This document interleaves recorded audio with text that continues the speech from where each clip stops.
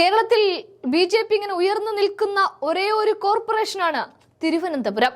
അവിടെ കടുത്ത മത്സരം കോൺഗ്രസ് കാഴ്ചവെച്ചിട്ടുണ്ട് എന്ന് നമുക്ക് നിഷ്പ്രയാസം പറയുകയും ചെയ്യാം. 101 സീറ്റിൽ കഴിഞ്ഞ തവണ ആകെ യു.ഡി.എഫിന് കിട്ടിയ സീറ്റ് 10-11 ആയിരുന്നു.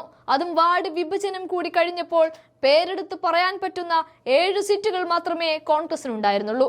ഈ സ്ഥിതിവിശേഷമൊക്കെ മുന്നിൽ നിൽക്കുന്നതിനിടയിൽ മേയറൂട്ടി ഉയർത്തിക്കാണിച്ച CPM തിരുവനന്തപുരത്ത് അടക്കി അങ്ങനെ വാണു.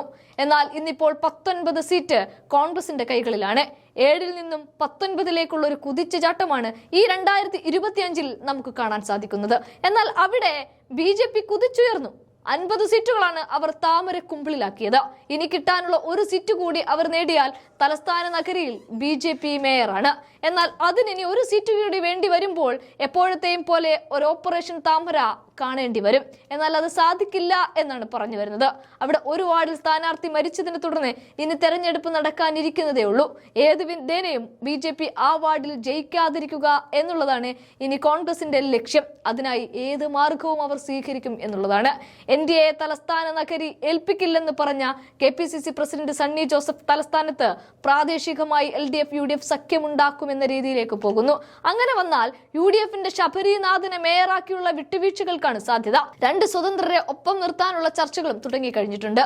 അതേസമയം പുറത്തുനിന്ന് LDFനെ പിന്തുണയ്ക്കുവാനോ UDF തീരുമാനം എന്നും വ്യക്തമല്ല. എന്തായാലും കോർപ്പറേഷൻ ഭരണത്തിന് തൊട്ടടുത്ത് നിൽക്കുകയാണ് NDA എന്ന കാര്യത്തിൽ യാതൊരു തർക്കവുമില്ല. മുൻ മേയർ ആര്യ രാജേന്ദ്രൻ എന്ന യുവ നേതാവിന്റെ കഴിവുകേടാണ് അവിടെ CPMന് പിന്നോട്ടടിച്ചത്. വോട്ടെണ്ണൽ പൂർത്തിയായപ്പോൾ UDFന്റെ ദയാദാക്ഷിണ്യം ലഭിക്കുമോ എന്ന ചിന്തയിലാണ് ഇപ്പോൾ LDF നിൽക്കുന്നത്. ശക്തമായ ത്രികോണ മത്സരം എന്ന പ്രതീതി പ്രചാരണത്തിൽ ഉണ്ടായിട്ടും തലസ്ഥാനത്തെ വോട്ടർമാർ അത്രയ്ക്ക് ആവേശത്തിലായില്ല. 10 വർഷത്തിനിടെ ഏറ്റവും കുറഞ്ഞ പോളിംഗ് ആണ് രേഖപ്പെടുത്തിയത്. 2020മായി നോക്കുമ്പോൾ 10,000-ത്തിലധികം വോട്ടിന്റെ കുറവ് ഇക്കുറി സംഭവിച്ചിട്ടുണ്ട്. ഇതാണ് കോൺഗ്രസിന് അനുകൂലമായി നിന്ന ഘടകം. ഇത് പണിയായത് ആർക്കാണെന്ന് പ്രത്യേകം പറയേണ്ടതുമില്ല. ആ പണി കിട്ടിയത് CPMന് തന്നെ. UDF നേരത്തെ തന്നെ ഒരു കാര്യം ഉറപ്പിച്ചിട്ടുണ്ട്, ഒറ്റയ്ക്ക് ഭരണം കിട്ടില്ല എന്ന കാര്യം. അതേസമയം 2020-ലെ 10 സീറ്റ് എന്ന നാണക്കേടിൽ നിന്ന് 9 സീറ്റുകൾ അധികമായി പിടിക്കാൻ സാധിച്ചത് നേട്ടം തന്നെയാണ്. അടിയൊഴുക്കുകൾ കൂടി അനുകൂലമായാൽ 35 സീറ്റ് കിട്ടുമെന്ന് കോൺഗ്രസ് പ്രതീക്ഷിച്ചുവെങ്കിലും 20-ന് അടുത്ത് എത്തിക്കാൻ സാധിച്ചത് നേട്ടം തന്നെയാണ്. ശബരിനാഥന്റെ കവടിയാറിലെ വിജയം വലിയ നേട്ടമാണെന്ന കാര്യത്തിലും തർക്കമൊന്നുമില്ല. വോട്ടുവെട്ടൽ വിവാദമുണ്ടായ മുട്ടട എന്ന ഇടത് കോട്ടയിൽ വൈഷ്ണ അത്ഭുതം സൃഷ്ടിക്കുമെന്ന കോൺഗ്രസിന്റെ ദീർഘവീക്ഷണവും വെറുതെയായില്ല. അതുകൊണ്ട് തന്നെ വെറുതെ ഭരണം ബി.ജെ.പിക്ക് കൊടുക്കണോ എന്ന ചിന്ത UDF ക്യാമ്പിനുണ്ട്. ശബരിയുടെ വാർഡിൽ ബി.ജെ.പിയെ തറ പറ്റിക്കുമെന്ന് പറയുന്ന CPM ശബരിക്ക് അനുകൂലമായ വിധി എഴുതി എന്നുറപ്പിക്കാം. തീരദേശ മേഖലകളിൽ കഴിഞ്ഞ തവണ 14 മുതൽ 15 വരെ സീറ്റുകൾ നേടാൻ സാധിച്ചിരുന്ന LDFന് ഇത്തവണ അത് 4-5 ആയി മാറി. പേട്ട, ചാക്ക പോലുള്ള ഇടതുപക്ഷത്തിന്റെ ശക്തി കേന്ദ്രങ്ങളിൽ പോലും വിള്ളലുകൾ ഉണ്ടായി. നഗരത്തോട് ചേർന്ന് കിടക്കുന്ന ഇടങ്ങളിലും ഭീമാപ്പള്ളി, വലിയതുറ, പൂന്തുറ പോലെയുള്ള തീരദേശ ന്യൂനപക്ഷ മേഖലകളിലും കഴിഞ്ഞ തവണ ഉണ്ടാക്കിയ ആധിപത്യം അതേപടി നിലനിർത്താൻ LDFന് സാധിച്ചില്ല.